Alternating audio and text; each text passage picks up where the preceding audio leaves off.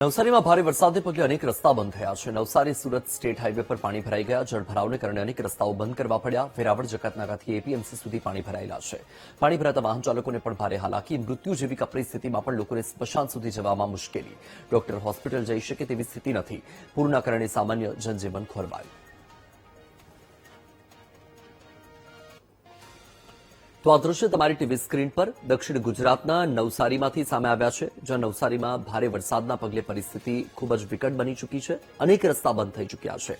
નવસારીથી સુરત જતો state highway કે જે હાલ પાણીમાં ગરકાવ છે, પાણી ભરાયેલા છે. જળભરાવના કારણે અનેક રસ્તા બંધ કરવાની ફરજ પણ પડી છે.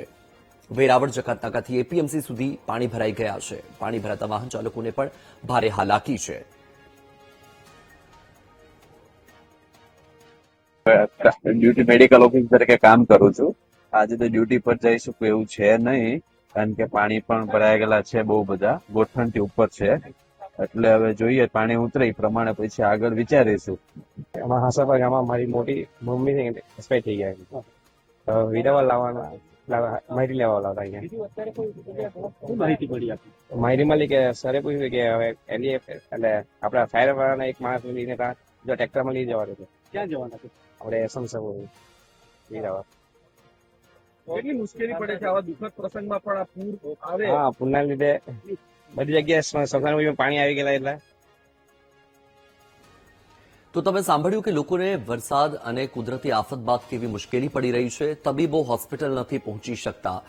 જીવનના અંતિમ ગંતવ્ય સ્થાન સુધી જવામાં પણ મુશ્કેલી. મૃત્યુ બાદ સ્મશાન પહોંચવા માટે પણ કેટલી કફોડી સ્થિતિમાંથી પસાર થવું પડી રહ્યું છે, જે વરવી વાસ્તવિકતા છે. ગત રોજથી નવસારી જિલ્લા અને ઉપરવાસમાં મુશ્કેલીના વાદળો તૂટી પડ્યા હતા, જેને કારણે મુશળધાર વરસાદ નવસારી જિલ્લા અને ઉપરવાસ ખાબક્યો હતો, જેને લઈને નવસારી જિલ્લાના 160 માર્ગો પર પાણી ફરી વળ્યા હતા. હાલ સુરત નવસારીને જોડતો સ્ટેટ હાઈવે છે, જે જળબંબાકારની સ્થિતિમાં જોવા મળી રહ્યો છે, જેને લઈને અહીં લાખો લોકો સુરત અને નવસારીને વાહન વ્યવહારને લઈને ઉપયોગ કરતા હોય છે. તમામ વિસ્તાર પાણી થઈ ગયો છે.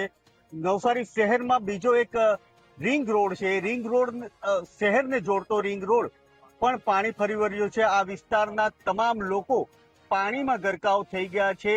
અહીં 4 થી 5 હજાર ઘરો આવેલા છે અને તમામ ઘરોમાં પાણી છે, જેને લઈને મોટી મુશ્કેલીનો સામનો કરી રહ્યા છે. ત્યારે અહીં કેટલાક વિસ્તારો જે છે એ વિસ્તારો પાણીમાં ગરક થયા છે. સાથે સાથે આ જે સ્ટેટ હાઈવે છે, સ્ટેટ હાઈવે જે ધમધમતો હોય છે, પણ આજે બંધ જોવા મળી રહ્યો છે. Rakesh Solanki, BTV news, Navsari. તો નવસારીમાં પૂર્ણા નદી ઓવરફ્લો થતા સ્થાનિકો ફરી મુશ્કેલીમાં મુકાયા છે. શહેરના અનેક વિસ્તારોમાં લોકોના ઘરમાં પાણી ઘૂસી ગયા. ઘરમાં પાણી ભરાતા લોકો આર્થિક નુકસાન ભોગવવા માટે મજબૂર બન્યા છે. સતત ત્રીજી વખત કુદરતનો કહેર વરસ્યો. ત્રાહિમામ પોકારી ચૂક્યા છે રહીશો. અનાજ, ઇલેક્ટ્રોનિક વસ્તુઓ સહિતની ઘરવખરી પલળી જતા ભારે હાલાકી. ફરી નુકસાન ભોગવવા માટે મજબૂર લોકોનું વીટીવી ન્યૂઝ સમક્ષ દર્દ છલક્યું. વર્ષોથી તંત્ર કામગીરી કરતું હોવા છતાં પણ પરિણામ શૂન્ય હોવાનો આરોપ લગાવ્યો. કેટલા વર્ષથી અમે આ પાણી જોઈ રહ્યા છે ને એમાં શું કે સરકાર બી અમને પૂરી પાડે છે, પણ આજે અમને કંઈ પણ સરકાર બી કેટલું આપે. અમે આજે કેટલા ટાઈમથી અમે આ રેલ જોયા, પણ ખાવાનું નહીં આવે, નહીં પીવાનું આવે. આજે અમને સંડાસ બાથરૂમમાં જવાની આજે કેટલી અમને તકલીફ. આજે અમારું બધું વાસણો આ છે તે બધી મોટી વસ્તુ અમે ક્યાં મૂકીએ, તે પણ બધું આજે પાણીના અંદર જતી રહી. અમે એ લોકોને પકડવા જાય તો અમે બી જતા રહીએ, નહીં અમે છોકરાને મોકલાવી શકીએ અંદર પાણીના અંદર. અમે શું કરીએ હવે? અમારું નુકસાન તો બધું જ છે. આ કબાટના અંદર પાણી ભરાઈ ગયા, ફ્રીજના અંદર પાણી ભરાઈ ગયા, ખાટલાના અંદર પાણી ભરાઈ ગયા. એ બધું ગાડલાઓ અમુક પડી જતા રહે, વાસણો બધા ગહડાઈને જતા રહીએ, લોટના ડબ્બાઓ અમે બધા રસોડા પણ બધું મૂકેલું, પણ બધું વસ્તુ અમારું જતું રહે. એટલું પાણી આવી જાય ને કે જિંદગી નરકથી બી બદતર થઈ ગયેલી છે ભાઈ. કેમ કે એટલું પાણી જેટલું આવી જાય એને કાઢવાનું, મૂકવાનું, સાફ કરવાનું કંઈક સમજ જ નહીં પડે. એ કાઢતા કાઢતા આખો દિવસ નીકળી જાય. પછી ત્યાં જમવાનું કેવી રીતના આ બધું ઘસરાઈ જાય. ઘરનું સામાન, ફર્નિચર નથી બચતું, કંઈક વસ્તુ ઘરમાં નથી બચતું. આ એ બધું પ્રોબ્લેમ છે. આ સરકાર બી પાણીનું કંઈક રોકવાનું એને થતું નથી, કરતા નથી ખબર.